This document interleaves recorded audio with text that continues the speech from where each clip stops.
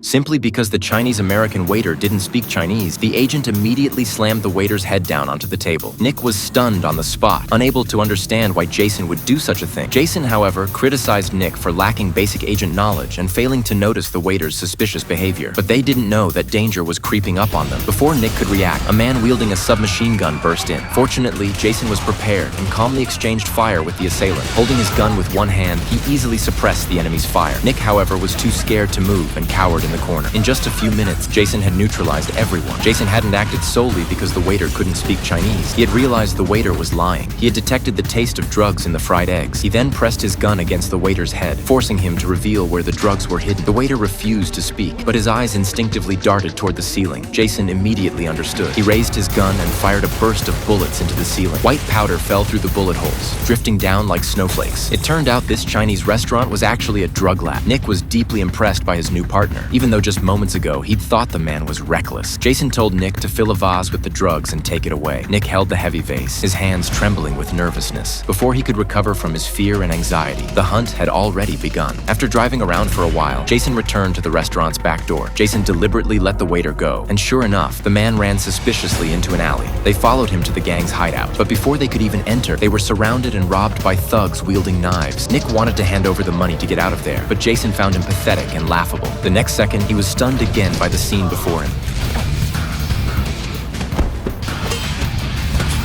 With his bare hands, Jason quickly took down all the thugs. Nick could only stand there frozen, clutching a vase, watching the entire scene unfold. Afterward, the two sneaked into the gang's hideout, but the sight that greeted them sent a chill down their spines.